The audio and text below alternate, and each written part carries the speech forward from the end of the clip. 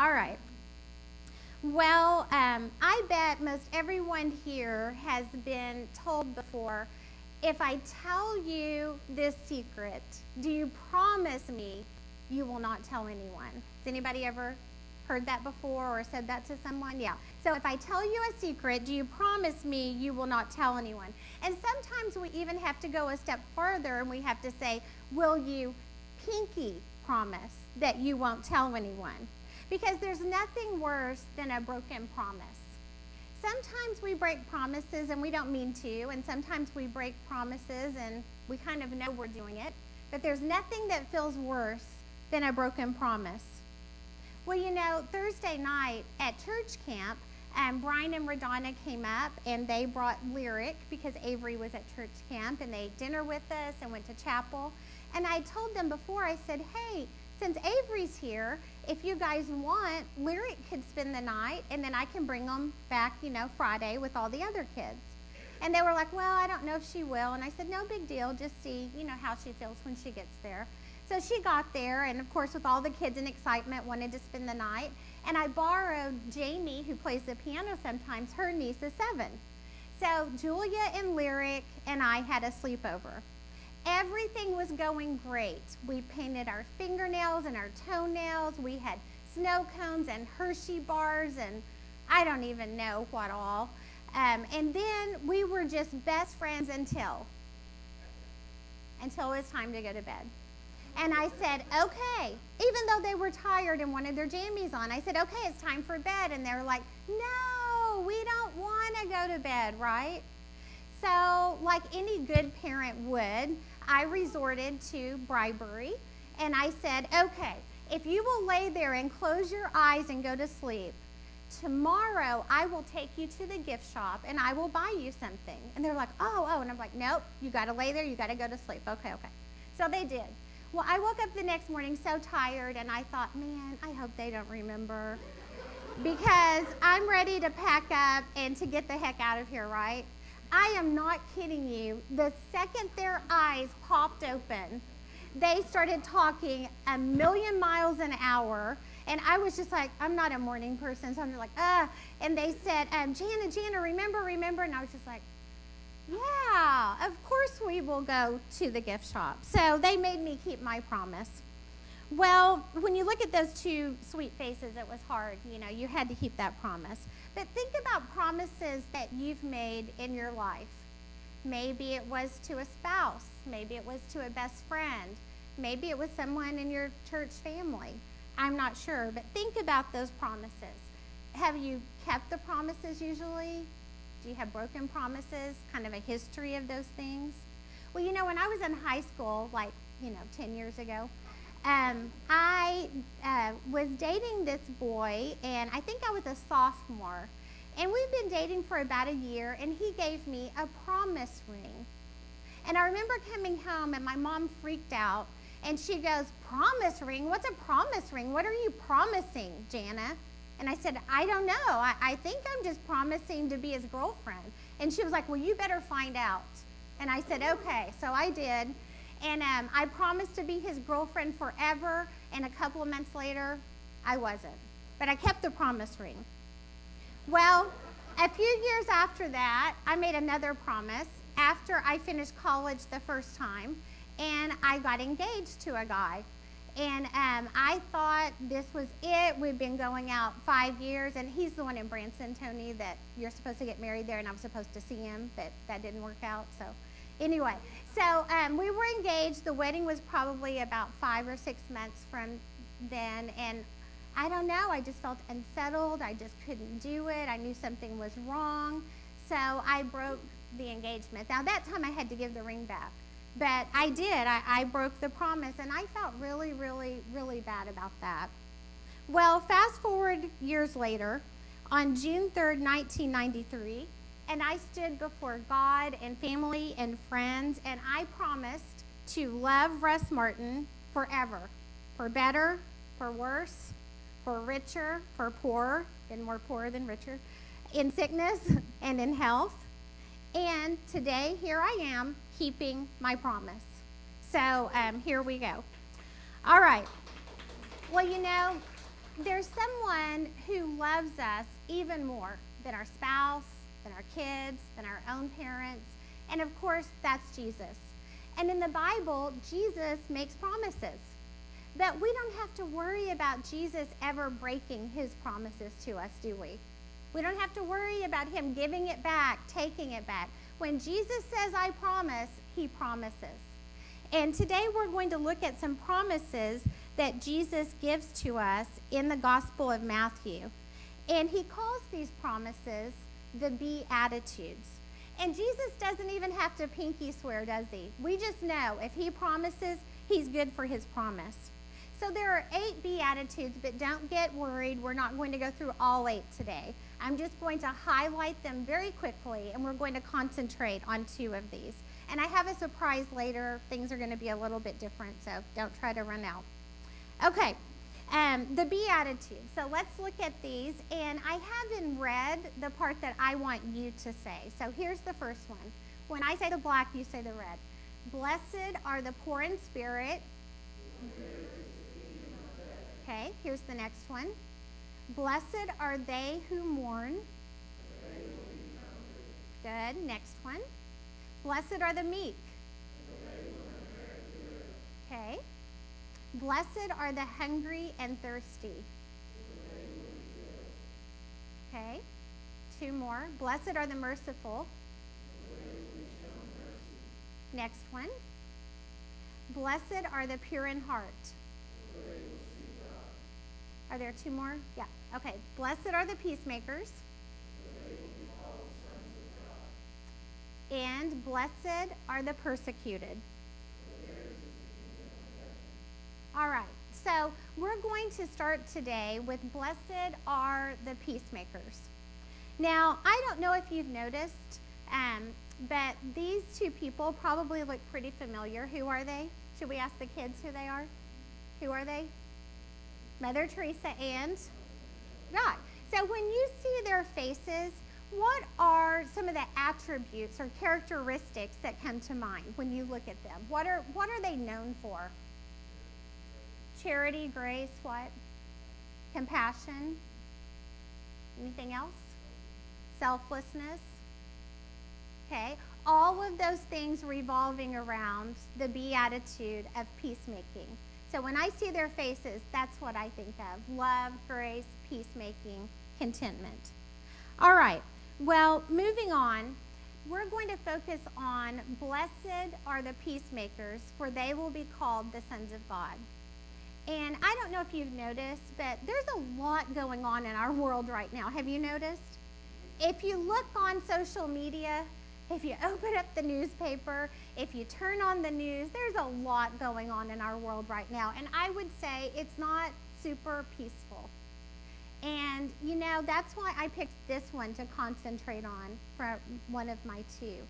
Because as Christians, God calls us to be peacemakers. Now, he doesn't call us to agree with everyone. We don't have to. If we believe that Joe Biden should be president and someone else believes Trump should be president, we don't have to make a public scene and chastise them and yell at them and throw hate language around. We can disagree, right? So peacemaking isn't about agreeing or getting run over, for that matter. It's way, way beyond that. But we have racial division in our world. We have political division in our world. We also have a lot of injustice in our world. The Black Lives Matter movement, so many things going on, so many opinions. And I don't know about you, but no one on Facebook has ever convinced me to change my mind about how I feel and my convictions on some of these things, especially the people who put it in all caps and say I'm wrong and all those things. So Jesus says, blessed are the peacemakers, for they will be called sons of God. Well, as peacemaking goes, there's some things that we can do that are practical that can help us with peacemaking. So here's the first one. Peacemaking involves listening. Now, how many of you guys think you're a pretty good listener? Show of hands. Okay, so anytime I talk about listening in my classes at OU, I start with this little handout, and I love it so much because I say, okay, guys, I've got to get some things ready for class. Here's a handout to start with. Read the instructions, and then we'll come back to it. Do what it says. And, of course, do they? No. They put their name on it, they skip through the instructions, and they start answering the questions. And the questions are like long answers, too. And you'll see around the room people are writing long answers, and other people just turn their page over, and people around the room are all looking. And in the instructions it says, as you reflect on your listening, blah, blah, blah, blah, blah, read through all of the questions, do not make a mark on this page, and sign your name at the bottom, right? So I already asked, and I could have done it today, but I like you guys too much. But I already asked, do you think you're a good listener? Yes, yes. So then I look around the room, and then the cat's out of the bag, and I ask them, okay, what happened? You don't have anything on your paper. You have all this stuff. And the faces around the room, just pure shock that they didn't even listen to read the instructions. So I think this chart is so interesting about the practical skill of listening as it relates to peacemaking. So look at this. Listening is the first skill that we learn. So babies listen first, right? It is the most skill that we use throughout our lifetime, listening. And it is the very least skill that we are taught in school, anywhere. How many of you have had a whole class on listening? And it's the most important skill that we could learn, especially when it pertains to peacemaking, right? Okay, so moving on. Next, we want to look at some more practical ways that you can be a peacekeeper. And here they are. Right now, there they are. All right. So one is use your mouth for positive things. Now, you can ask my kids. One thing I say over and over and over. Before something comes out of your mouth, ask yourself 3 questions. Is it kind? And if your answer is no, don't say it. If your answer is yes, okay, go on. Is it necessary? If your answer is no, don't say it. If it's yes, okay. And then the last one is it important? So if you have 3 yeses, then you say it. I can't tell you how many times I stop my kids and I go, no on the first one, not kind. Nope, don't say it, right? So listening involves, and interacting and being a peacemaker involves using your mouth for positive things, not for negative. Negativity never won many people over. And look at Jesus. Look at his example in the Bible. Jesus was positive. Now, did Jesus let people get away with things? No, he did not. But he was positive. He wasn't negative. And he didn't throw hate words around. So that's something we can be mindful of. The next way we can be a peacemaker is to know the needs of other people. If you stop thinking about yourself all the time and you start looking around and you look at needs of other people, it's amazing how much compassion you will find in yourself. And you'll be a happier person too by doing it. So be a peacemaker, know and look for the needs in others. The next one, of course, stay close to God. The closer you are to God, the better your words will be that come out of your mouth. The more you will listen, you will be less likely to throw around harsh opinions, hate words, and so forth. Next one, use your blessings to bless others. That's pretty easy, huh? Many of you guys do that. I know this last week, some of you guys brought food over to the house, and you use your blessing to bless us, to bless Russ, in his recovery and everything. So use what you have to bless others. Occasionally, the kids and I will go through our cabinets, and there's food that it's like, gosh, that's been in there for a while. No one's going to eat it, or they would have, right? So we'll gather it up, we'll take it to the mini food pantry. So that's using blessings to bless other people. They need that food. Here's the next one. Practice biblical conflict resolution. Now, biblical conflict resolution, what does that mean? Does that mean if you have a problem with someone, you run around and you tell everybody about it, and you ask them what you should do, and then eventually you get around to that person? I don't think so. Here's what Jesus said with biblical conflict resolution. He says, if your brother or sister sins and go and point out their fault just between the two of you, don't go talk to a bunch of other people, just go straight to the person. If they listen to you, you have won them over. But if they will not listen, take one or two others along the side of you, so that every matter may be established by the testimony of 2 or 3 witnesses. If they still refuse to listen, tell it to the church. If they refuse to listen, even to the church, treat them as you would a pagan or a tax collector. Wow. So the main message out of this verse is, if you have a problem with someone, go to that person. It's amazing how much you can clear up just by asking a few questions, listening, and working out whatever the conflict may have been. So that's a really big one. All right. Well, back to our blessed topic, we're going to look at one more beatitude, and that is, blessed are those who mourn, for they will be comforted. And I'm going to ask our very own Daniel Gower to come up here, and Michael's going to grab a couple of stools. So let's give it up for Daniel, the rapper, the competitor. Daniel, you're all those things, right? Mm-hmm. Yes? Yeah, that's me, yes. So, Daniel, how many years have you been going to church camp, and what do you like about church camp? I believe this was actually my 5th year showing up to church camp and being a part of that. Did you get kicked out the first year, or was that the second year? No, I don't think I was ever kicked out of. No, I don't think so. That may have been one of my kids. Sorry. But no, I think my favorite thing about church camp is the people that you meet there, because it's always multiple different churches, and some of the kids there that you really get to bond with are the best things about it, and they're just really great people. It's just really great connection with everyone. All these years I thought it was me, Daniel. Oh well. So we get to church camp on Monday, and then Tuesday morning you get a text. And tell us what happened. You then were on a phone call, right? Can you tell us kind of what happened on that? Yeah. So I woke up that morning, and I got a text from my dad saying that he had something important he needed to tell me. So I just went over into a room just by myself, took the phone call, and basically he was telling me that my grandma had passed away overnight.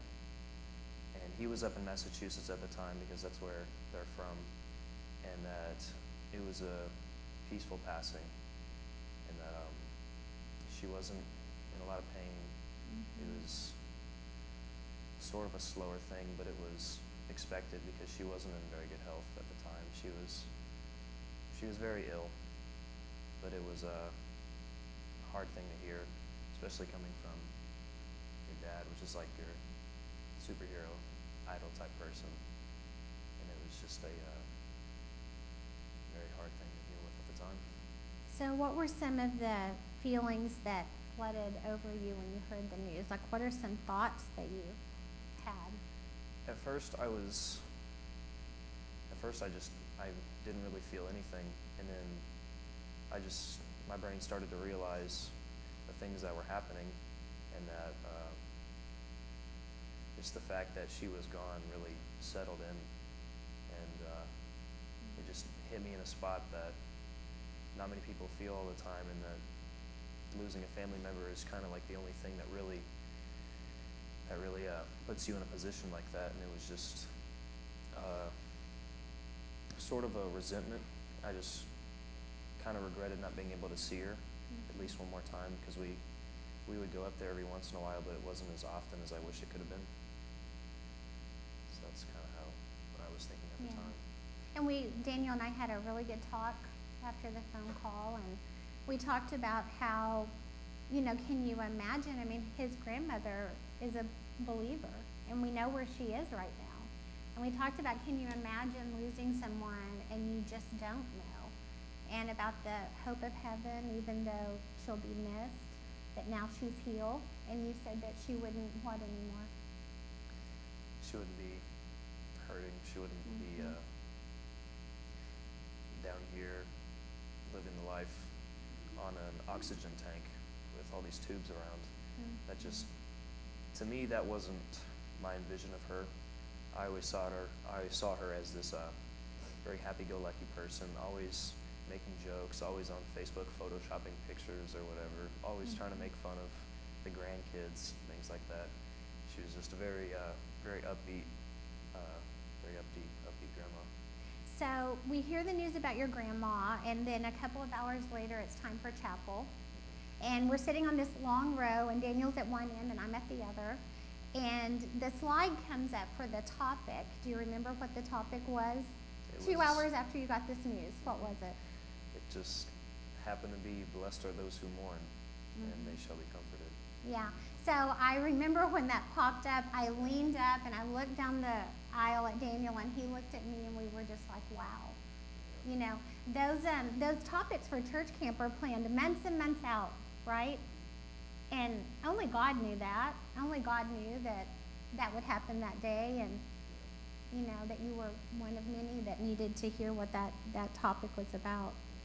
Well, Daniel, wrapping up, if you could say something to people in our church family who are hurting right now, maybe it's not over the loss of a loved one, but maybe it's other things. Maybe they've lost a job. Maybe they have a broken relationship. Maybe there are financial disappointments. What would you say to people in terms of what they could do if they're hurting right now? Right now, the best thing I could say would be that no matter how bad things may get, especially during this year, it's been really crazy, it would be to never lose faith in God and never stop trying, because there's always someone or something that is depending on you to keep going and to keep moving forward, and always striving for the next best thing, because there always will be another thing, and that things will always get hard. It's one thing I've learned, is that things in life never really come easy, and you've gotta really work for it, and that God will help you. He will give you the strength. He will give you the drive to complete any task or goal that you may be going through at the moment. Any mountain that you're trying to climb, He will help you get through it if you stay with Him. And I really do believe that. Yeah.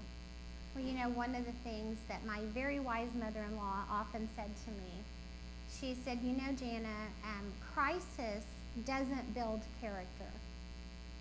People think, oh, crisis, build character, right? Crisis doesn't build character. Crisis reveals character. When crisis hits, people see what you're made of, and they see who you really are. And try not to cry when I say this. Daniel's like one of mine. Glad I don't have to pay for you, but anyway, you are like one of mine. So I just, you know, I was so impressed with how he handled this news, because I was thinking back, if that had been me, how old are you, 16, almost 17?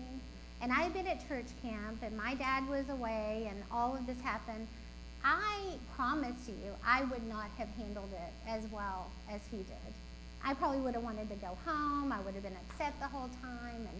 And you know, he had some healthy mourning, but he made, you know, the point to get everything he could out of camp. And anyway, just really, really proud of you for that. And Jay and Siobhan, you guys have done a great job along with me on this guy. So thank you, Daniel. Thank you. All right. Well, we're going to do something different just for a few minutes. And we're going to, I think, you know, all of us are kind of missing that human connection. I mean, church camp was so great for me because I'm social, so I was like running around talking to all these people because I never get to. So within your comfort zone, I want you to turn around. You can move your chairs, but get with like 4 to 6 people. And we're going to do just a little short small group time. We won't be able to finish it today, but I have some stuff you can take back with you. If you're watching Facebook Live, we have a Zoom link, and that is posted on our Seeker Facebook page. So you can click on that. Brian Toomey here has his laptop, and he's going to facilitate the Zoom portion of this. So if you need to move closer to someone, don't you leave, Tony. If you need to move closer to someone, go ahead and do that. And there are 2 little sheets. So go ahead and move or turn your chairs around. And I'll tell you what we're going to do just real quickly. Okay. We're going to do the one that says, "Blessed are those who mourn, for they will be comforted." So we're going to do this one, and I want you guys to take the Peacemaker one home, and you can reflect on that one at home. Now, if you're at home and you're Zooming with Brian, that's great. If you're by yourself, this could be a really good time of reflection for you. So I'll just kind of lead you guys through times of this. Okay, so here's what we're going to do first. Before we get into the morning part, I want you to go around as quickly as you can, and every person say one blessing in your life, one blessing. So we're going to count our blessings, okay? So with 2, it won't take very long, so just keep going. So go around real quickly, and I'll stop you in like 2 minutes, okay, or a minute. Okay, ready? Okay. Blessing, blessing, blessing. Go.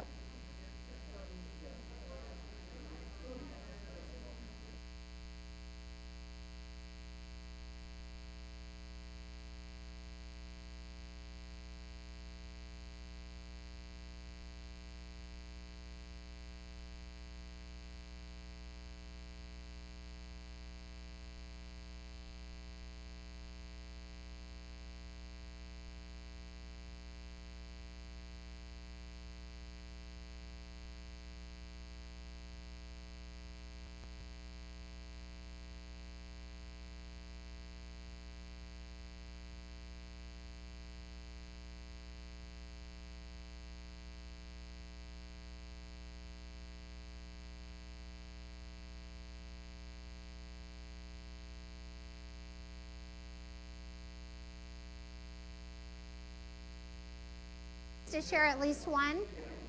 Everyone? Okay. All right, let's go on to blessed are those who mourn. So I want you to share a time that you have mourned something. Now remember, mourning doesn't have to be the loss of a loved one. That's the worst mourning ever. It could be other things too, but share a time that you have mourned something or something. What happened? How did you deal with it? As a believer, what should you do when sorrow comes about? And then if you want to share a sorrow in your life that you want to receive God's comfort for, share that too. So I'll give you a few minutes to do any of those things, and then we will wrap up and collect the offering and call it a day. So go ahead and start on that. So any of those items.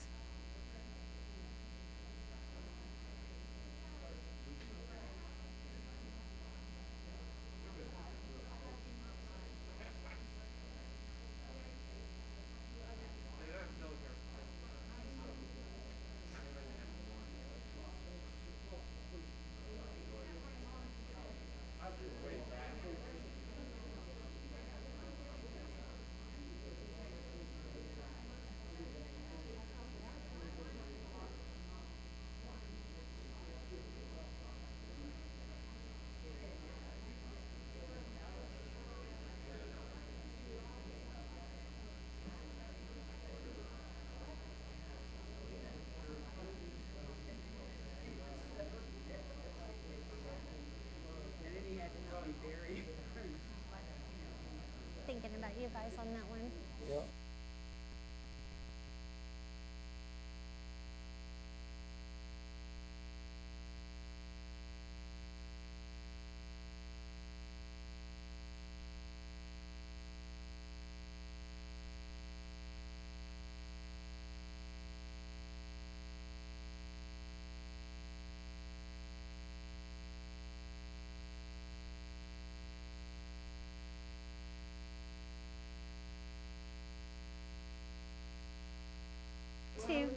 Two more. Hurry up, share your innermost thoughts.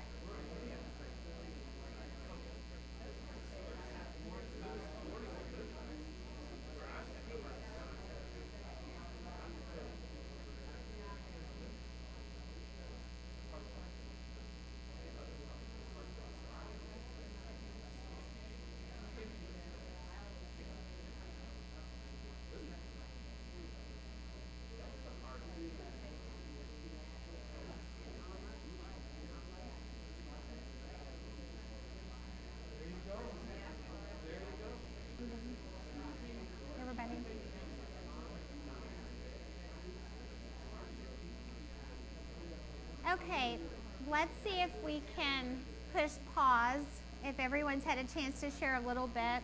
I'm going to close our service since we're out of time, but if you guys want to hang out and keep the discussion going, that would be great. If you want to go ahead and do the Peacemaker one, we can do that too, so feel free to hang out if you want.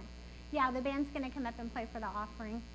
All right, so I'm just going to do a super quick wrap up. Be sure and take the Peacemaker one home with you and spend some time reflecting on that. So, I started in the beginning talking about promises and how God promises us things in the Bible, and he doesn't break his promises. And the Beatitudes are God's promises to us. And he says, I want you to be like this, and I promise these things will happen. So trust is really, really important. Jesus would never break promises to us. So I just want to encourage you guys to take another look at those Beatitudes. Really good stuff. All right, well, on your way out, we'll collect the offering. So be sure and put that in the basket. And please continue to pray for Russ. I can't imagine he won't be back next Sunday. He feels so guilty about not being here, so I'm going to try to keep that going for a little bit. As long as I can anyway. But feel free to enjoy the music, offering. If you want to hang out and talk through some more of this, I'm happy to stay, or anyone else. And, Mike Moore asked me what I feel blessed about, and I have lots of blessings. But honestly, sincerely, one of my biggest blessings in my life is our church family. It's just so nice to have peace and to have love and compassion and what family's supposed to be. So I feel blessed by that. All right, well, let's pray and we'll collect our offering. Heavenly Father, thank you so much for our church family, and thank you for these Beatitudes, God, and for the promises that we can depend on, that we can fall back on in the Bible. And God, I just pray that we will take what we've learned today, the verses from the Bible, your wisdom, the practical application, and God, that we will listen before we speak. We will watch what comes out of our mouth. And God, sometimes talking is not the best thing to do at that particular time, that we will resolve conflict in a biblical way. And God, when things come about in life and we mourn, we know, God, that we can depend on you for comfort. And God, thank you for all those reminders. And please bring us back all safely next Sunday. In Christ's name we pray. Amen.